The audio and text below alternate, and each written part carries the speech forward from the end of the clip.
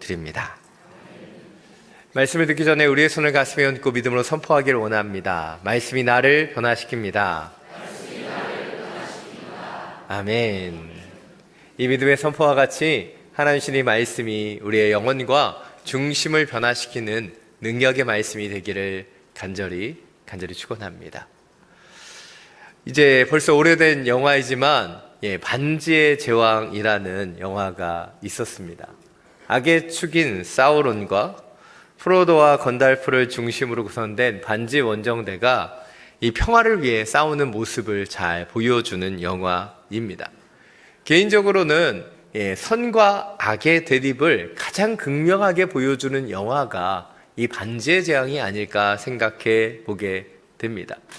기독교 저술가였던 J.R. 톨키인이 기술했기 때문에 그런 부분들이 나타나기도 하지요. 오늘 본문에서도 사실 선한 양심으로 복음을 전했던 사도 바울과 그를 탄압하는 유대 지도자들의 모습 속에서 비슷한 대립이 나타난다고 생각됩니다. 근데 문제는 우리가 살아가는 이 시대이죠. 이 시대는 악과 선이 확실하게 구별되지 않는 것 같습니다. 모호하게 섞여 있고 그 중립지대, 회색지대가 점점 커지고 있는 것이 안타까운 일입니다. 저는 이곳에 와서 이렇게 거룩하게 예배드린 여러분이 악의 축에 서 있다고 결코 생각하지 않습니다. 그러나 우리는 때때로 하나님이 원하시는 선한 자리에 있기보다는 모호한 회색지대에 머무를 때도 있다는 것이죠. 그래서 오늘 말씀을 통해서 우리의 영적인 포지션을 한번 점검해 보기를 원합니다. 과연 지금 우리는 주님의 편에 서서 주님의 사명을 감당하고 있는가? 아니면 모호한 회색지대 가운데 발을 걸치고 있는가? 올해 표어는 그리스도의 담대한 증인입니다. 그런데 여러분 지금 증인으로 살아가고 계십니까? 상황이 어렵고 환경이 어렵다라고 우리는 타협하는 마음이 있다면 우리는 회색지대로 가고 있는지도 모릅니다. 혹시 여러분 올 한 해 동안에 그 그리스도의 증인으로 살아가면서 작은 어려움이라도 있으셨습니까?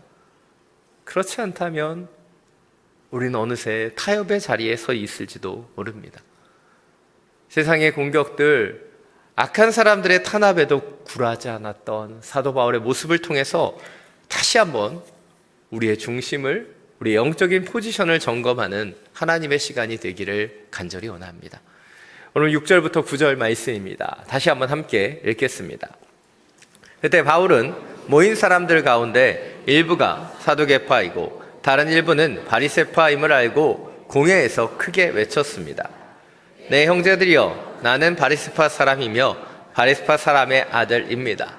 나는 지금 죽은 사람들이 부활할 것이라는 소망 때문에 재판을 받고 있습니다.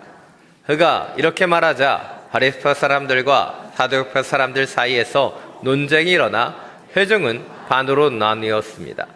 사두개파 사람들은 부활이 없으니 천사도 영도 없다고 주장하는 반면 바리새파 사람들은 그 모든 것을 인정했기 때문입니다.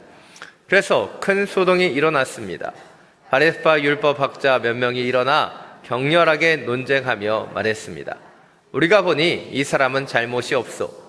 혹시 영이나 천사가 그에게 말한 것이라면 어쩌겠소. 시간 관계상 1절부터 5절은 다시 읽지 않았지만 1절부터 5절을 보면 사도 바울과 대제사장 아나니아의 논쟁이, 그리고 사도 바울을 고소하고 있는 사내들인 공회 전체의 논쟁이 벌어집니다. 근데 6절부터 9절을 보면 이제 바리새파 사람들과 사두개파 사람들의 논쟁이 나타납니다. 먼저 1절에서 사도 바울은 사내들이 공회 앞에서 말합니다. 내 형제들이여, 나는 오늘까지 모든 선한 양심으로 하나님을 위해 살아왔습니다. 여기서 우리가 주목해야 되는 두 가지가 있어요. 첫 번째는 사도 바울이 이 사내들인 공회에 있는 모든 사람들을 형제들이라고 불렀다는 거예요. 민족을 향한 그의 마음이 여전함을 알 수 있습니다. 그는 그들에게 매를 맞았고 죽을 위기를 넘겼지만 여전히 그들을 형제들이라고 부르고 있는 것이죠. 그리고 그는 솔직하게 고백합니다. 모든 선한 양심으로 하나님의 뜻대로 살아왔음을. 그러나 그 이야기를 들은 대제사장 아나니아는 분노하며 그의 입을 치라고 하죠. 그리고 논쟁이 벌어집니다. 이 논쟁은 바울과 산헤드린 공의원 모두의 대립이었습니다. 6절부터 9절을 보면 바리새파 사람이었던 바울이 부활이라는 주제를 꺼내자 이제 전혀 다른 양상이 펼쳐집니다. 바리새파 사람들과 사두개파 사람들이 서로 논쟁하는 자리로 바뀌어 버렸다는 거예요. 바울과 전체가 논쟁하다가 그 안에서 갈라져 논쟁하고 있는 것이죠. 유사한 모습이 예수님께서 신문 받으실 때도 나타납니다. 누가복음 23장 12절입니다. 자막을 통해서 함께 읽겠습니다. 헤롯과 빌라도가 전에는 원수처럼 지냈으나 바로 그날에 서로 친구가 됐습니다. 원수처럼 지내다가 친구가 되어버렸어요. 함께하고 있다가 대립해 버립니다. 왜 이런 일이 일어날까요? 그것은 세상의 사람들은 이해관계 속에서 늘 헤게모니의 싸움을 이어가기 때문에 나의 이해, 나의 관계에 따라서 자꾸 대립되고 자꾸 싸우는 거예요. 그래서 세상 속에는 영원한 적도 영원한 친구도 없다고 말하는 것 같습니다. 그렇다면 우리 하나님의 사람들은 어떻게 살아가야 할까요? 우리 믿음의 사람들이 세상의 사람들과 같이 이해관계에 따라서 나의 상태에 따라서 싸우고 분열되고 비난하며 파벌을 나누며 살아가야 하겠습니까? 물론 믿음의 사람들 가운데도 생각의 차이가 있고 또 틀린 부분도 많이 있습니다. 그러나 그럼에도 불구하고 우리는 하나님의 사람이고 하나님의 지체라는 것을 기억해야 합니다. 여러분, 서신서 중에 가장 긴 서신이 고린도 전후서입니다. 여러분, 그 서신서에 사도 바울이 보냈던 그 서신서를 보면 문제가 없는 교회, 그 교회에 보낸 서신은 짧아요. 대표적으로 빌립보서가 있죠. 그런데 문제가 많은 교회에 보낸 서신은 깁니다. 왜냐하면 잘못도 많고 지적해야 되는 것도 많고 가르쳐야 되는 것도 많기 때문에. 그래서 고린도 전서가 전서에서 끝나지 않고 후서까지 있는 거예요. 왜냐하면 고린도 교회가 문제가 많은 교회였기 때문이죠. 특별히 고린도 교회의 문제는 분쟁과 싸움의 부분이었습니다. 고린도서 1장을 보면 교회 안에 파벌들이 있었음을 이야기합니다. 어떤 사람들은 나는 바울파라고, 나는 아볼로파라고, 나는 게바파라고, 나는 그리스도파라고 주장합니다. 근데 사도 바울은요, 자신의 파라고 주장하는 사람들의 선봉에 서지 않는다는 거예요. 그들에게 파벌을 나누고 싸우지 않을 것을 권면하면서 고린도서 3장 6절 7절에서 이렇게 말하고 있습니다. 자막을 통해서 함께 읽겠습니다. 나는 심고 아볼로는 물을 주었으나 자라나게 하신 분은 하나님이십니다. 그러므로 심는 사람이나 물 주는 사람은 아무것도 아니요 오직 하나님께서 자라게 하신 것입니다. 생각이 다르고 의견이 일치하지 않을지라도 하나님은 각양 그 사람들을 사용하시고 그 사용하심을 통해 믿음의 동역자가 되게 하신다라고 가르쳐 주신 거예요. 이것이 우리가 오늘 주목해 봐야 되는 첫 번째 포인트입니다. 우리는 다름과 차이 속에서 분열과 파벌을 만들어내서는 안 된다는 것이죠. 각자 다르다는 것을 이해하고 하나님의 뜻을 이해하며 함께 동역할 수 있는 그리스도의 증인이 되어야 한다는 거예요. 참고로 저도 힘든 사람이 있고요. 저도 어려운 사람이 있어요. 놀랍게도 목사님들 가운데도 그런 사람이 있다는 거죠. 최근에 저를 가장 섭섭하게 하는 일 가운데 한 가지가 이제 초등학교 5학년이 된 막내가 저랑 잘 놀아주지 않는다는 거예요. 뭐 제가 어릴 때 많이 못 놀아줬던 것도 있지만 저하고는 10초도 같이 있으려고 하지 않습니다. 잠깐 불러서 얘기하려고 하면 벌써 엉덩이는 빼고 다른 곳으로 막 가려고 합니다. 섭섭하죠. 아빠가 막내를 얼마나 이뻐하는데 그 아빠의 사랑을 몰라주니까 답답하기도 합니다. 그러나 그렇다고 해서 제가 저희 딸에게 저주가 있을지어다 막 이렇게 기도할까요? 저의 마음을 아쉽게 하지만 저는 그 딸아이와 싸우지 않습니다. 저는 여전히 그 아이를 사랑하고 기다려줘요. 왜냐하면 저는 아빠이고 어른이기 때문이죠. 요즘 한국교회에 수많은 싸움과 분열이 있습니다. 그리고 그것이 멈추지 않는 이유? 그것은 교회 안에 어른이 없기 때문은 아닐까 생각해 보게 됩니다. 다 어린아이 같은 거예요.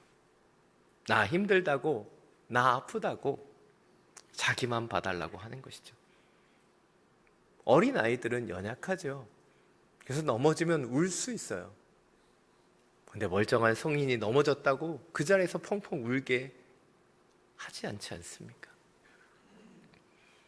교회 안에 섭섭한 사람들이 너무 많아요.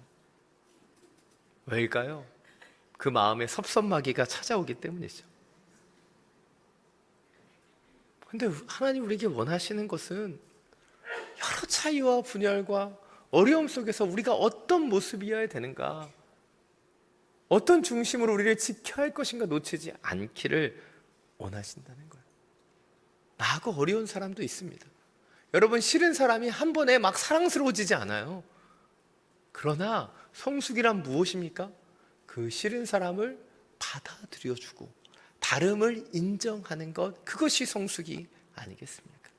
세상의 사람들과 같이 싸움과 분열의 세계를 살아가는 사람이 아니라 하나님의 사람으로 그 이 세상의 파벌과 분열을 십자가의 능력으로 평화로 바꿔야 되지 않겠습니까? 우리가 잘 아는 성 프란시스코의 평화의 기도는 이렇게 고백합니다. 주님, 저를 당신의 평화의 도구로 써 주소서.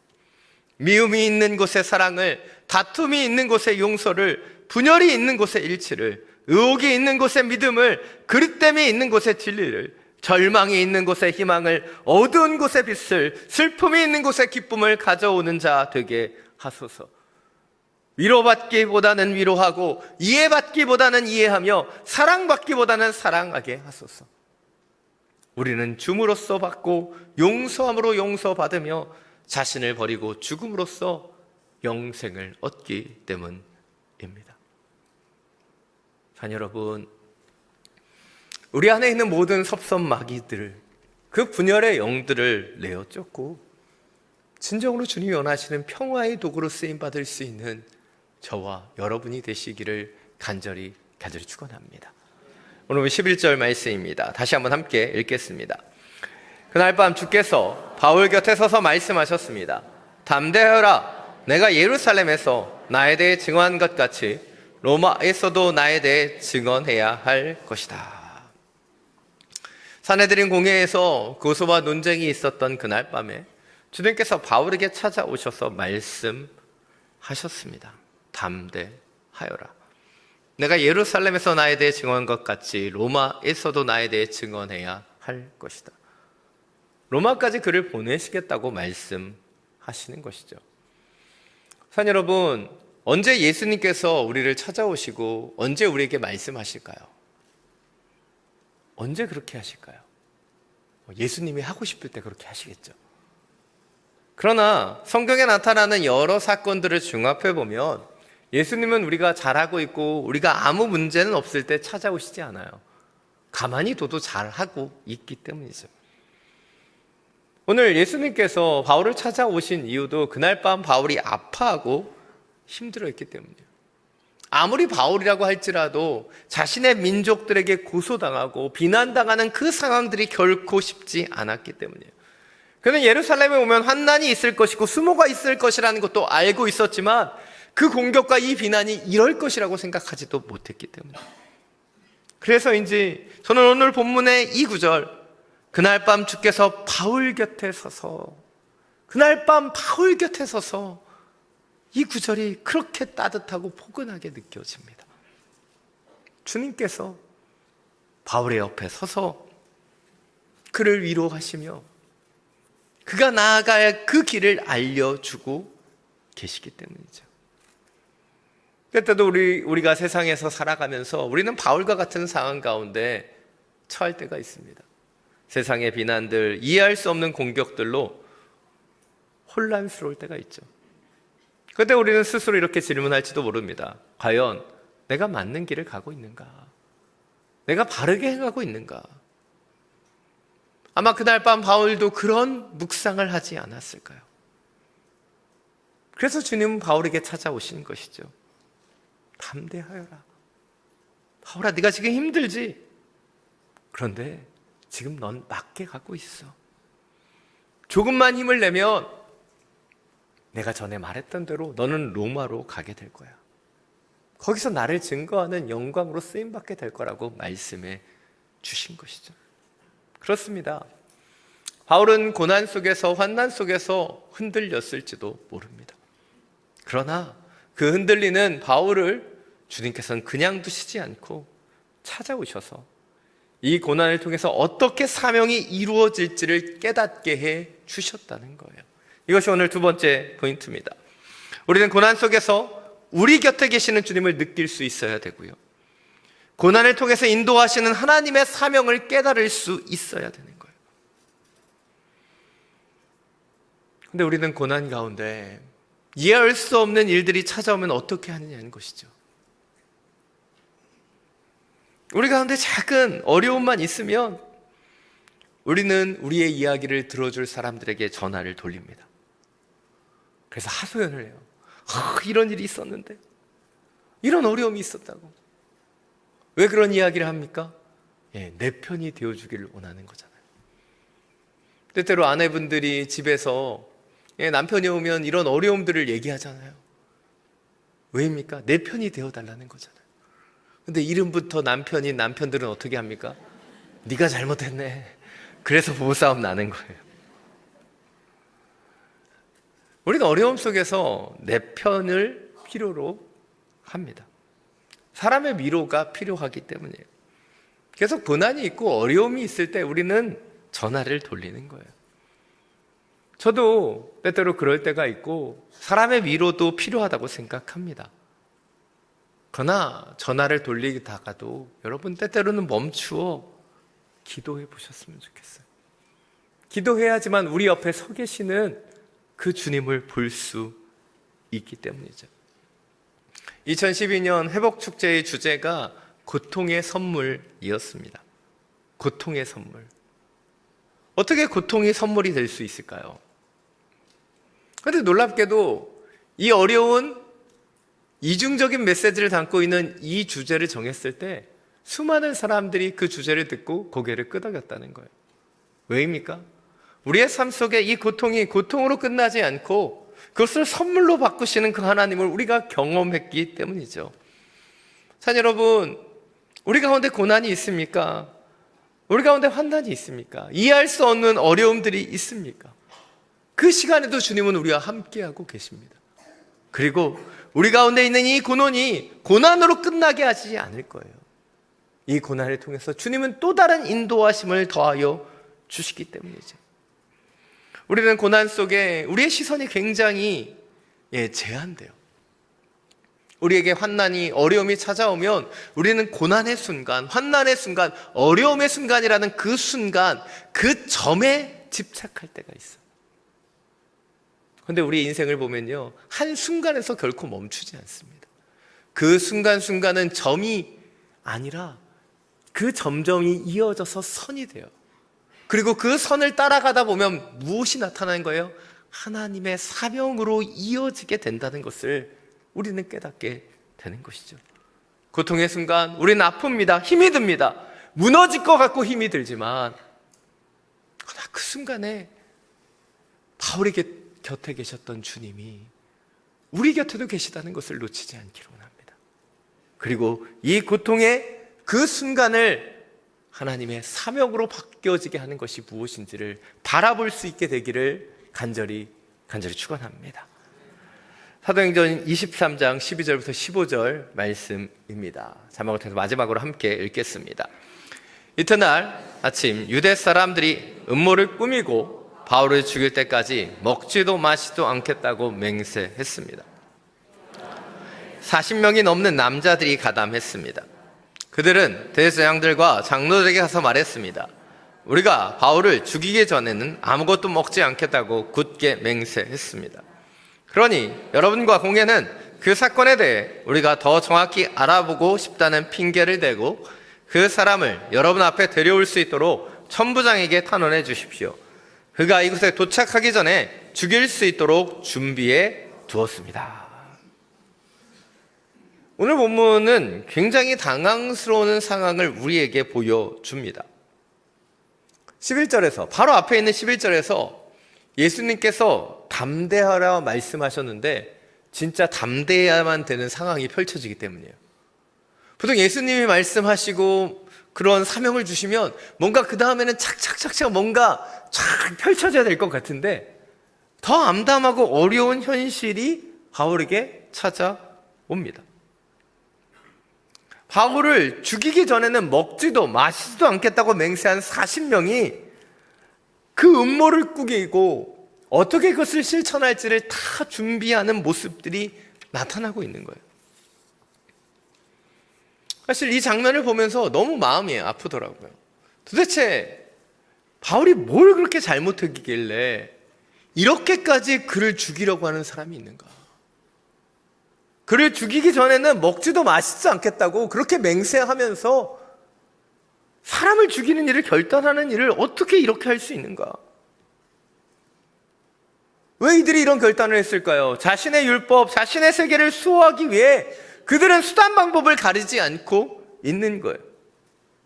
이것이 얼마나 위험한 일입니까? 자신의 생각 속에 갇혀, 자신의 세계 속에 갇혀서 자신들의 정당성을 추구하기 위해서 사람을 죽이는 그 수단과 방법을 가리지 않고 그 음모를 꾸미는 이 모습이 이 예루살렘 그 한복판에서 벌어지고 있는 것이 말이 되느냐는 거예요. 그것도 그 복음을 위해, 그 사명을 위해 충성을 다하는 왜 사도 바울에게 이런 일이 일어나야 하는지 결코 이해할 수가 없습니다. 그런데 바로 그 순간에도 주님은 바울을 그냥 내버려 두시지 않죠. 사도행전 23장 16절 말씀을 보면 이렇게 얘기합니다. 그런데 바울의 조카가 이 음모에 대해 듣고 병영으로 들어가서 바울에게 말해 주었습니다. 여러분, 바울의 조카는 어떻게 이 음모를 알게 되었을까요? 제가 알아서 물어보는 건 아니에요. 너무 쳐다보지 마십시오. 성경에 나와 있지 않아요. 그래서 우리는 알 수 없습니다. 그런데 우리가 어떻게 알게 되었는지는 알 수 없지만 바로 주님께서 이 일을 행하셨다는 것은 알 수 있어요. 왜 그 일을 행하셨습니까? 바울을 보호하기 위해서 이 일을 행하신 것이죠. 이뿐입니까? 하나님은 천부장을 사용하셨어요. 바울이 매를 맞고 있을 때 로마 군대와 천부장을 보내셔서 그를 보호하셨고, 공회 안에 논란이 있을 때도 천부장은 바울을 빼내어 안전한 병영으로 데리고 가죠. 그리고 바울의 조카가 음모에 대해서 천부장에게 알려주자 천부장은 수많은 군병들,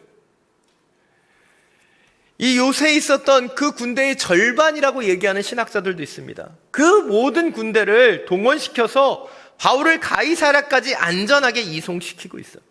그뿐입니까? 바울에게는 죄가 없다는 그 친필로 서명을 하여 그 총독에게 보내고 있는 거죠.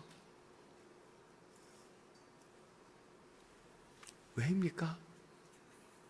하나님께서 바울을 보호하시기 위해서 그를 사용하고 계시잖아요. 우리의 인생 가운데서도요, 이런 일들은 늘 펼쳐집니다. 세상의 수많은 공격은 계속되지만, 악한 사람들의 방해는 계속해서 우리의 삶 속에 있지만, 그 순간에도 하나님은 우리와 함께 계시고 하나님의 사람들을 붙이셔서 우리를 보호하시고 인도해 주신다는 거예요. 이것이 오늘 마지막 세 번째 포인트예요. 오늘 우리가 사명의 길을 걸어가는 동안에도 악한 세상의 공격이 계속된다는 것을 기억해야 합니다. 우리가 아무리 선한 길을 걸어가도 그 공격은 계속됩니다. 그러나 공격만 계속되는 것이 아니라 주님의 보호하심과 인도하심도 계속해서 우리의 사명의 길 가운데 함께하고 있다는 것을 우리는 놓쳐서는 안 되는 거예요. 오늘 말씀을 묵상하면서 하나님께서 바울을 왜 이렇게 인도하시는가 잘 이해가 되지 않았습니다. 바울 정도면 진짜 순종하는 사람이고, 바울 정도면 하나님의 뜻대로 바로바로 그렇게 따라가는 사람인데, 왜 이런 고난도 주시고 환난을 주셔서 이 사명의 자리로 인도해 가시는지 이해가 되지 않았기 때문이에요. 하나님은 우리의 인생 가운데서도 이런 방법들을 사용하실 때가 너무나 많아요. 고난 없이도, 환난 없이도 우리는 주님의 뜻대로 설 수 있을 것 같은데, 하나님은 우리 가운데 이런 시간들을 허락하시죠. 왜일까요? 왜 이런 고난과 환난을 주시는 것일까요? 우리가 그것을 다 깨달을 수는 없지만, 하나님은 이 시간을 통해서 우리의 인생이 우리 중심의 능동태가 아니라 하나님 중심의 수동태로 바뀌어가기를 원하시기 때문이죠. 우리가 우리의 힘으로 우리의 문을 열고 우리의 길을 걸어가는 것이 아니라 하나님이 이끌어 가시고 하나님이 인도해 가시는 그 수동태의 삶이 무엇인지를 이 고난과 환난을 통해서 우리를 바꿔주시고 우리를 변화시키기를 원하시기 때문이라는 것을 깨닫게 되는 거예요. 누구도 환난을 원하지 않습니다. 누구도 고난을 원하지 않아요. 그러나 이 고난과 환난을 통해서 하나님은 우리의 관점을 바꿔주시는 거예요. 내가 하고 내가 길을 걸어가며 내가 개척하는 것이 아니라 하나님이 이끌어 가시는구나, 하나님이 인도해 가시는구나, 내가 인생의 주인공이 아니라 하나님이 내 인생의 주인공이 되시며 나는 그것을 따라가야 하는 거구나라는 것을 주님은 깨닫게 하시는 것이죠. 산 여러분, 환난을 우리만의 방식으로 우리만의 관점으로 바라보지 마십시오. 하나님의 관점으로 이 환난을 바라볼 때 이 환난은 결코 환난으로 끝나지 않을 것이고, 하나님의 더 세밀한 인도하심과 하나님이 역사하시는 그 자리가 될 거예요. 우리 중심으로 살아가려고 했었던 능동태적인 우리 중심의 생각이 아니라 하나님 중심으로 하나님이 이끌어 가시는 그런 하나님의 뜻을 따라가는 수동태 인생이 되기를 간절히 축원합니다. 이 시간 주 선한 능력으로 이 찬양 함께 부르고 주님 앞에 기도하며 나아가기를 원합니다.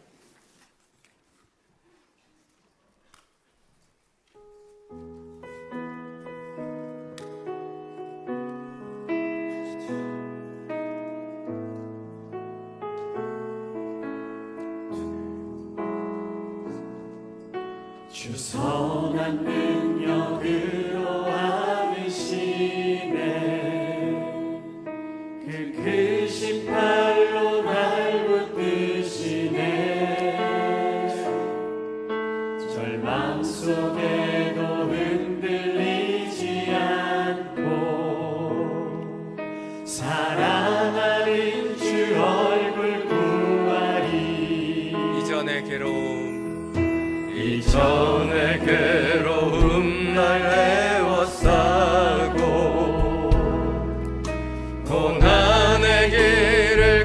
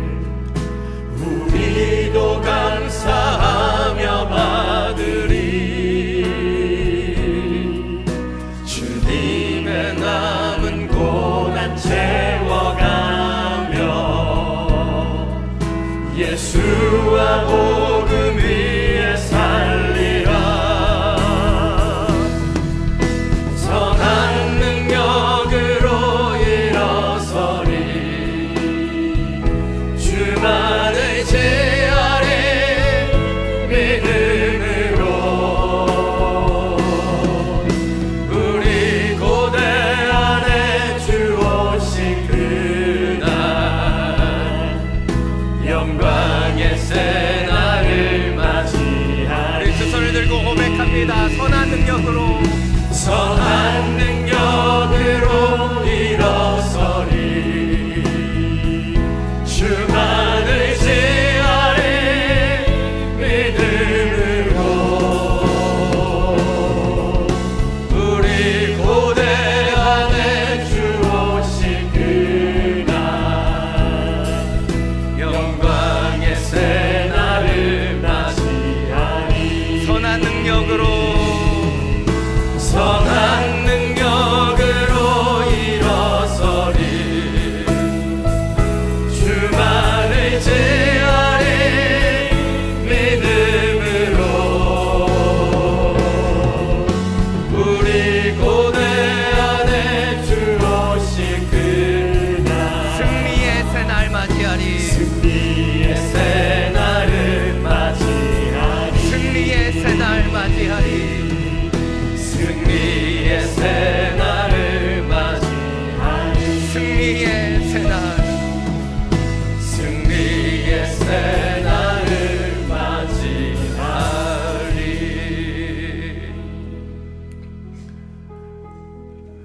이 시간 함께 기도하며 나아가기를 원합니다. 우리의 인생의 방향이 어찌 보면 우리는 고난을 피하는 것이고 핍박이 없는 편안한 인생을 추구하는 것이 되기도 합니다. 그러나 하나님은 결코 우리를 그냥 내버려 두시지 않아요.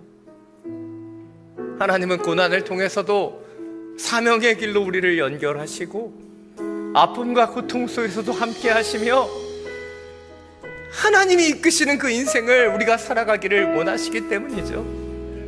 이 시간 기도할 때 주님 담대함을 허락해 주십시오. 주님이 역사하시고 함께 하심을 놓치지 않게 해주십시오. 고난 속에서도 핍박 속에서도 주님을 의지하며 나아가는 굳건한 그리스도의 증인으로 살아가게 하여 주옵소서. 주님의 이름 한번 부르고 함께 기도하며 나아갑니다. 주여! 주님이 함께 하시고 주님이 일으키시고 역사하시는 것을 바라보며 나아갑니다. 환난과 핍박을 피하기 위해 기도하는 그 인생이 아닌 환난과 핍박 속에서도 주의 사명을 감당하는 그런 주님의 길을 걸어가기를 원합니다. 주님, 우리의 인생의 목표가 내 뜻과 내 계획대로 살아가는 것이 아닌 하나님의 뜻대로 빚어지는 것이 되기를 원합니다. 내 생각들, 내 계획들, 내 주장들이 아니라 나를 믿으시고 나를 인도하시며 나를 이끌어가시는 하나님의 손길에 우리를 부탁합니다. 주님, 우리의 인생이 내 중심의 능동태가 아닌 하나님 중심의 수동태로 바뀌어질 수 있도록 주여 우리의 인생을 당신께 맡겨드리게 하여 주옵소서. 주님, 우리 가운데 있는 아직과 고집은 무엇입니까?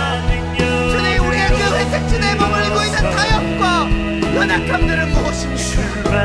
다시 한번 주님의 복음으로 주님의 능력으로 그리스도의 담대한 증인으로 나아갈 수 있도록 주장하여 주옵소서. 주님, 당신의 능력을 의지합니다. 당신의 권능을 의지합니다. 영광의 새날 승리의 기다려 올 때까지 당신을 바라보며 기다릴 수 있는 주님, 당신의 영혼들에게 하여 주옵소서. 우리의 약함을 당신 앞에 고백합니다. 우리의 아픔을, 우리의 연약함들을 당신 앞에 고백합니다. 주여 찾아와 주시고 말씀해 주시고 역사하여 주셔서 주님이 함께 인도하시는 것을 경험해요.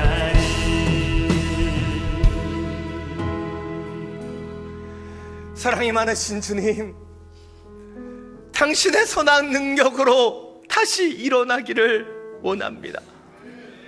내 힘으로 내 능력으로 이 세상과 타협하며 회색지대에 서 있는 그런 그리스도의 자녀 되지 않기를 원합니다. 당신이 주시는 힘과 능력이 있기에 고난 속에서도 환난 속에서도 세상의 공격 속에서도 바울과 같이 요동하지 않도록 주여 지켜주십시오. 고난과 환난 가운데도 함께 하시는 주님을 보게 하여 주시고 주님께서 하나님의 사람들을 붙이셔서 우리를 어떻게 인도하시는지 바라볼 수 있도록 주여 우리의 마음을 지키시고 보호하여 주옵소서. 우리는 환난을 피하려고 했습니다. 어려움들이 없어야만 된다고 우리는 기도했는지도 모릅니다. 그러나 고난을 통해서 사도 바울을 빚으시고 그를 로마로 보내시며 그 사명을 완수하게 하셨던 것처럼 우리의 삶 속에서 그렇게 일하실 것을 믿습니다. 고난 속에 다시 한번 일어날 수 있는 새 힘을 공급해 주시고 담대한 그리스도의 증인으로 설 수 있도록 주장하여 주옵소서. 우리의 반석 되시는 우리 주 예수 그리스도의 이름으로 기도드립니다.